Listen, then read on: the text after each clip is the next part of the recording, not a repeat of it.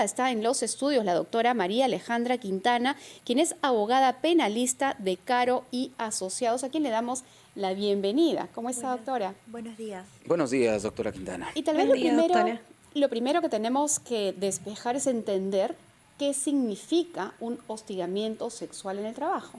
Sí, bueno, el hostigamiento Pégase sexual... un poquito al micro, por favor, para escucharla mejor. Perdón. Muchísimas gracias. El hostigamiento sexual es cualquier conducta que lacere, que le cause incomodidad, pero que haya una relación de subordinación frente al afectado. Esa es la diferencia del hostigamiento sexual, ¿no? Una conducta lesiva contra la persona donde hay una relación de jerarquía. ¿Algún ejemplo?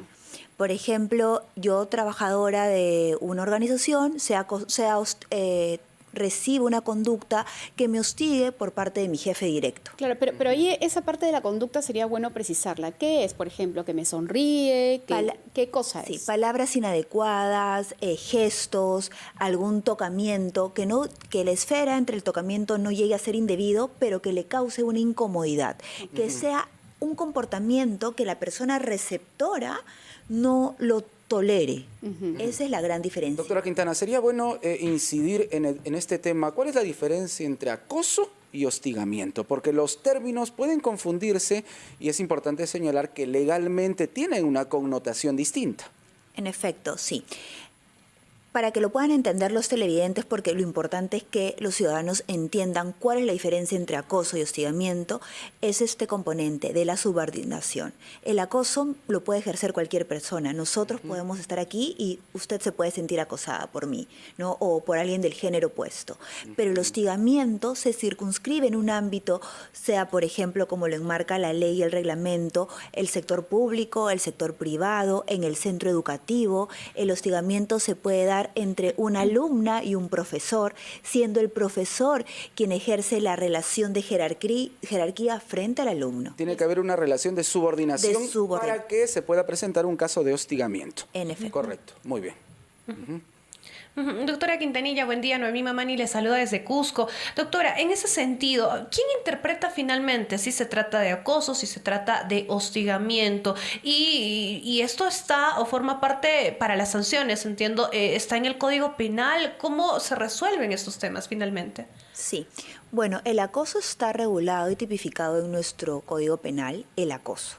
Pero el hostigamiento sexual, y de hecho conmemorando el Día del Hostigamiento que fue ayer, y por ello también las cifras que sorprende del SUNAFIL, se circunscribe en un ámbito del trabajo. Es por ello que existe la ley y el reglamento, y también es por esa razón que todas las organizaciones, los centros laborales, hoy deben de contar con políticas internas, procedimientos para poder reparar y enfrentar una situación que tenga los matices de un hostigamiento laboral. ¿Esos son protocolos que ya están establecidos o cada centro laboral tiene, digamos, su propia política? A ver, la ley y el reglamento establecen lineamientos. Depende de la organización perfeccionarlos o no. Mientras más factores de control haya, esta organización va a cumplir y va a estar dentro del marco normativo. La ley y el reglamento en estricto te da los lineamientos, te dice, dependiendo de la organización, si son 20 o más personas, debe haber un comité que pueda resolver. Si es una organización pequeña, no va a dar para que haya un comité, pero sí un delegado. Entonces, dependiendo del tamaño de la empresa y de lo que va a soportar la organización, se establecen estos lineamientos o protocolos internos para atender un caso de hostigamiento sexual en el trabajo, ¿no? Y además también el procedimiento que se va a seguir cuando estos casos se den. Claro, ¿y qué pasa si el caso de hostigamiento se verifica, se comprueba? ¿Cuál es la sanción? ¿Qué es lo que sucede en el ámbito laboral, tanto para la víctima como para quien ha cometido hostigamiento? Sí, bueno, en primer lugar, ¿cómo se enfrenta un caso de hostigamiento, ¿no? Se tiene que recurrir, en este caso, al área de recursos humanos para informar la situación, ¿no? Dependiendo de la empresa, pero vamos a hablar en un ámbito general. Teniendo conocimiento, el área de recursos humanos va a atender esa situación. Si es el jefe directo, si es un accionista, si es alguien del board, como solemos decir, principal, generalmente la norma establece que podría resolverse el contrato y pagarse una indemnización al trabajador. En caso el evento no sea considerado, habrán atenuantes. Esto probablemente se analizará dependiendo de la posición que ostente el trabajador que está siendo afectado frente a la relación jerárquica de quien ejerce el hostigamiento sexual.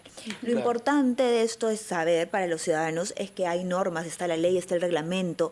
Toda empresa tiene que contar con un protocolo interno, un procedimiento, y cuando sintamos cualquier trabajador, sea del sector público, del sector privado, una persona en un centro educativo que no se está amparando sus derechos, puede recurrir en este caso a la SUNAFIL. Muy Es bien. el órgano. Sí, vamos a retornar para seguir conociendo todo sobre el hostigamiento sexual laboral. Estamos aquí en cabina con la doctora María Alejandra Quintana, abogada penalista de Caro y Asociados.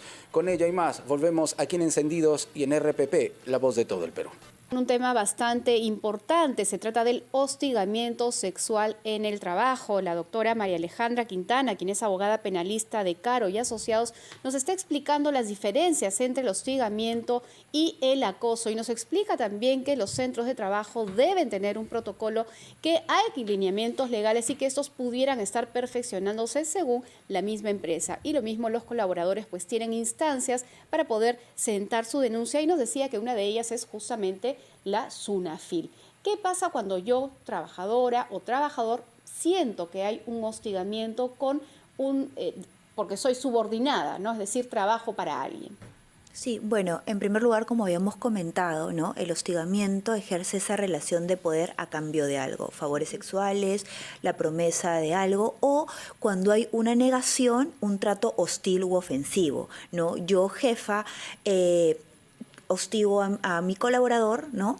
Dependiente, y él me da una negativa, entonces empiezo a tratarlo hostilmente y esto afecta el rendimiento, el trabajo en equipo. ¿Qué debe de hacer este colaborador? ¿No? Este colaborador, dependiendo de cómo se establezca la política interna, recurrir a las instancias respectivas. Dentro del centro de trabajo, ir al área de recursos humanos, vamos a poner un caso general, quien tiene que analizar la situación, ¿no? Describir cuál es vamos a decir, el punto, ¿no? Si hubo una promesa, si realmente como conversábamos, ¿no? Si hay un consentimiento, por qué hay esta ruptura en la relación laboral, ¿no? Que evidentemente puede tener una jerarquía, pero se presume que hay una relación lineal, ¿no? Pero evidentemente si hay un ejercicio de poder, un abuso en mi conducta. Claro, además el consentimiento, doctora Quintana, ¿puede dejar de lado el hostigamiento? ¿Porque alguien ha consentido una relación, deja de ser hostigamiento? Porque hay una relación allí de poder, igualmente. No, porque una cosa es el consentimiento en que yo pueda tener un trato lineal, un trato, vamos a decir, amical, distinto de que pueda haber una relación de jerarquía. ¿Cuál es el paso a paso que debe seguir una persona que se siente víctima de hostigamiento sexual en trabajo? Recordando además que no los centramos en la capital, sino que nos están escuchando a nivel nacional y que tienen diferentes circunstancias laborales. Sí, bueno, el primer paso que se debe hacer es informar al comité o al delegado de la empresa en la que uno trabaja, ¿no? En la condición de trabajador. Si el comité tiene que resolver el caso, escuchar, vamos a decir, va a haber una fase de pruebas. Luego de esto, el comité o el delegado tiene que informar al área de recursos humanos. En este punto es importante. Una vez que el caso lo tiene el área de recursos humanos, este tiene 10 días, como lo establece la ley, con su reglamento para pronunciarse, para resolver el caso. Luego de ello también tiene que informar al ministerio. Si el trabajador no encuentra una satisfacción en cuanto al procedimiento o cree que no se ha escuchado o no se está resolviendo porque va a seguir siendo víctima del hostigamiento, este deberá recurrir a la SUNAFIL. Como todos sabemos, la SUNAFIL es la Superintendencia Nacional de Fiscalización Laboral, que tiene como objetivo fiscalizar. Y si dentro de este centro laboral no se están cumpliendo algo que ya se establece como norma y que no tienen sus procedimientos bien implementados, evidentemente van a ser plausibles de una sanción. ¿De verificarse cuál es la sanción, doctora? Bueno, esto va a depender depender de rangos por un lado está la sanción administrativa para el centro de trabajo y otra va a ser la sanción que internamente pueda tener el colaborador que esté ejerciendo el hostigamiento. Y el trabajador, bueno, dependerá, ¿no? La norma establece algunos ciertos conceptos como indemnizaciones en caso que el hostigamiento se haya producido por un accionista, pero este caso ya se establece específicamente de acuerdo a lo que establece la norma, ¿no? Claro. Muy bien, muchísimas gracias, doctora Quintana, por estar con nosotros esta mañana. María Alejandra Quintana, abogada civil de Caro y Asociados, en nuestra secuencia Familia y Justicia.